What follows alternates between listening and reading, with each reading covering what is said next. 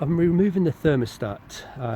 I've been rather paranoid about breaking the nuts, to be honest with you, the nuts and the bolts. If it's an aluminium casing with a steel bolt, and you do get electrolytic corrosion with them.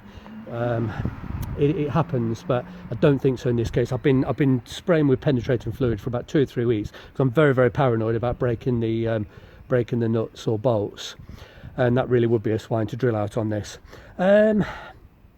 I don't, once again, sort of looking at the condition of it, I don't think it's ever been opened before. I've actually got, there's a short, it's only about 25mm long. There's a very short nut and bolt here. There's a nut and bolt short one there.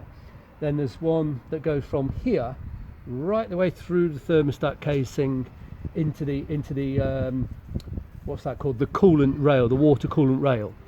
And then there's another one which is hidden from view, but it's the other side of the hose here. That one's quite long. So I think we're quite close. I've got them all loose. There we go. Tap it with a hammer. Just a wooden hammer, obviously. I don't want to risk damaging anything at all. Let's have a look. Here we go. Yep. And I've had to disconnect the main water hose. There's a smaller hose return, and then there is another one that goes down to the water pump.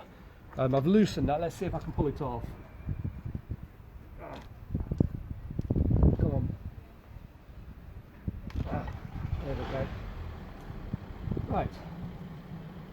Yeah, those hoses were changed only about 8 weeks ago, so there's no real difficulty in getting that off.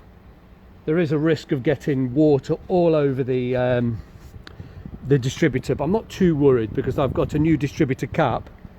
Let's have a look at this anyway. Let me get these gloves off. And well, doesn't look to be too bad. Yeah, there's a gasket. I've got a brand new gasket. We'll just try and get these. See if I can get these nuts off because the thermostat. It's wedged between here somewhere. Let's see if I can get it out. Sure I can. I've got a brand new one. Oh, gosh, that's stiff. Yeah, there's no way this has ever been out. This is so stiff. In fact, I'm not going to do it on camera. I'm going to put more penetrating fluid in there. That's almost completely seized. And this needs cleaning down. It needs, and once I've got the nuts out, a gentle tap with a hammer should allow the two pieces to separate and the thermostat will pop out. But I just do not want to. There's quite a lot of rust and corrosion. I need a bit more penetrating fluid. I don't want to risk breaking it, but being as I've got it off, I'm going to paint it. That side certainly needs painting. This side will probably clean up perfectly without painting, but yeah, it's quite an extensive strip down, quite frankly. We are, it's wonderful to have the opportunity to strip it down this far, but I don't normally get the opportunity to sort of spend this much time on the car because I drive so often between two homes in Nottingham and Brighton every couple of days, and with working, business, this, that and the other, the car is always in use.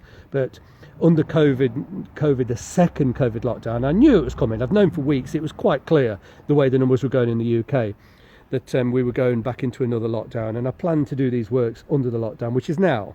And I'll be honest with you, I expect a third lockdown towards the end of January. I think that we will be allowed free movement again running up to Christmas and over the New Year period, and that will create a lot more infections, and mid-January they'll start panicking and shut us down again, and I would imagine we'd be shut down for a third time till as late as Easter. So I'm expecting another 3 months off.